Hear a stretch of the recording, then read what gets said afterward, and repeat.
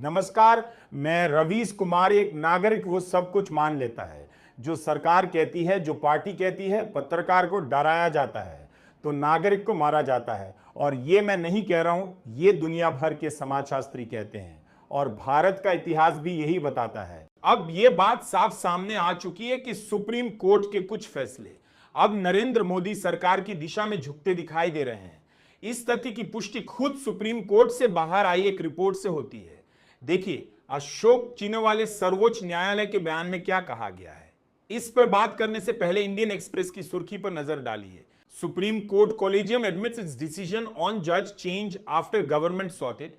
इसका मतलब यह है, सुप्रीम कोर्ट कॉलेजियम ने स्वीकार किया कि केंद्र सरकार के अनुरोध के बाद किसी न्यायाधीश से जुड़ा फैसला बदला गया। आमतौर पर यह माना जाता है कि जजों की नियुक्ति, पदोन्नति और तबादले जैसे फैसले सुप्रीम कोर्ट के कॉलेजियम के वरिष्ठतम न्यायाधीश तय करते हैं। लेकिन यह पूरी सच्चाई नहीं है। असलियत यह है कि कॉलेजियम के कई फैसले केंद्र सरकार के आग्रह पर बदल जाते हैं। सवाल यह है, अगर सरकार यह तय करने लगे कि कौन सा जज कहां जाएगा, तो क्या वो अदालत के फैसलों को भी प्रभावित नहीं कर सकती? और अगर ऐसा होता है तो इसकी जिम्मेदारी कौन लेगा? इससे आम नागरिकों का न्यायपालिका पर भरोसा गंभीर रूप से कमजोर हुआ है।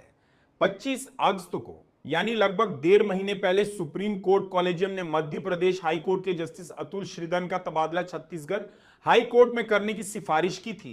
लेकिन मोदी सरकार के निर्देश के बाद यह निर्णय बदल गया। अब जस्टिस श्रीधरन का ट्रांसफर इलाहाबाद हाई कोर्ट में किया जा रहा है। सुप्रीम कोर्ट के पहले दलित बौद्ध जिया जस्टिस श्रीधरन का ट्रांसफर इलाहाबाद हाई कोर्ट में किया जा रहा है। सुप्रीम कोर्ट के पहले दलित बौद्ध चीफ जस्टिस BR गवई ने खुद इस पूरे मामले का खुलासा किया है। हाल ही में जो लोग अदालत में जूते फेंकने जैसी हरकत को बहादुरी कह रहे थे, उन्हें यह देखना चाहिए कि असली साहस क्या होता है, क्योंकि चीफ जस्टिस गवई ने जो किया वो सचमुच एक हिम्मत भरा कदम है। चीफ जस्टिस BR गवई की अध्यक्षता वाले सुप्रीम कोर्ट कॉलेजियम ने एक असामान्य बयान जारी किया। उसमें लिखा गया कि कॉलेजियम ने एक न्याय किया जी केंद्र सरकार ने उसके पुनर्विचार की मांग की थी। 14 अक्टूबर 2025 को हुई कॉलेजियम बैठ में यह तय किया गया कि जस्टिस अतुल श्रीधरन को अब छत्तीसगढ़ की बजाय इलाहाबाद हाई कोर्ट भेजा जाए। कॉलेजियम पहले भी कुछ ट्रांसफर पर पुनर्विचार करता रहा है, लेकिन इस बार यह साफ बताना कि बदलाव सरकार के अनुरोध पर हुआ बहुत असामान्य माना जा रहा है। यह घटना दिखाती है कि मोदी सरकार सुप्रीम कोर्ट पर अपना प्रभाव बढ़ा रही है और अदालत अपनी स्वतंत्रता को बनाए रखने में कमजोर पड़ रही है। अब सवाल यह उठता है कि किसी भी सरकार को जजों के तबादले या पोस्टिंग में इतनी दिलचस्पी क्यों होती है? इसका मतलब है न्यायिक प्रक्रिया पर नियंत्रण की कोशिश। अगर जस्टिस अतुल श्रीधरन का ट्रांसफर छत्तीसगढ़ हाई कोर्ट में होता तो वे वहां चीफ जस्टिस के बाद दूसरे नंबर पर वरिष्ठ जज होते। ऐसे में कई प्रशासनिक और संवेदनशील मामलों में उनकी भूमिका होती है छत्तीसगढ़ में अडानी। और जमीन से जुड़े विवाद जारी हैं। इन मामलों में हाई कोर्ट की भूमिका निर्णायक मानी जाती है। जस्टिस श्रीधरन अपने सख्त और सिद्धांतनिष्ठ रुख के लिए जाने जाते हैं। जब वे जम्मू कश्मीर और लद्दाख हाई कोर्ट में थे, उन्होंने एहतियाती गिरफ्तारी यानी प्रिवेंटिव डिटेंशन से जुड़े मामलों की न्यायिक समीक्षा को मजबूत किया और कई मामलों में पब्लिक सेफ्टी एक्ट के तहत दर्ज केस रद्द किए। इसी कारण वे सरकार की आंखों में खटकने लगे। मध्य प्रदेश हाई कोर्ट में वे उस खंडपीठ के सदस्य थे। इसी कारण वे सरकार की आंखों में खटकने लगे। मध्य प्रदेश हाई कोर्ट में वे उस खंडपीठ के सदस्य थे जिसने मंत्री विजय शाह की टिप्पणी पर स्वतः संज्ञान लिया था।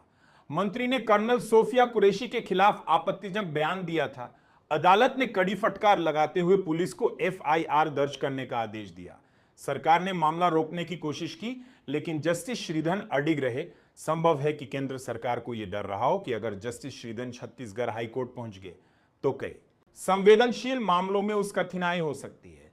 इसीलिए मोदी सरकार ने सुप्रीम कोर्ट से अनुरोध किया कि उनका तबादला किसी अन्य राज्य में किया जाए और सुप्रीम कोर्ट ने यह मांग स्वीकार कर ली। शायद सरकार ने यह नहीं सोचा था कि पूरा मामला सार्वजनिक हो जाएगा। अब स्थिति यह है कि जहां छत्तीसगढ़ में वे दूसरे नंबर के वरिष्ठ जज होते, वहीं इलाहाबाद हाई कोर्ट में उनकी वरिष्ठता 7वें स्थान पर रहेगी। अब बात करते हैं जस्टिस अतुल श्रीधरन की ईमानदारी और निष्पक्षता की। वर्ष 2016 में उन्हें मध्य प्रदेश हाई कोर्ट का न्यायाधीश नियुक्त किया गया था। इससे पहले वे इंदौर के प्रमुख वकीलों में गिने जाते थे और दिल्ली में सुप्रीम कोर्ट के वरिष्ठ अधिवक्ता गोपाल सुब्रमण्यम के साथ काम कर चुके थे।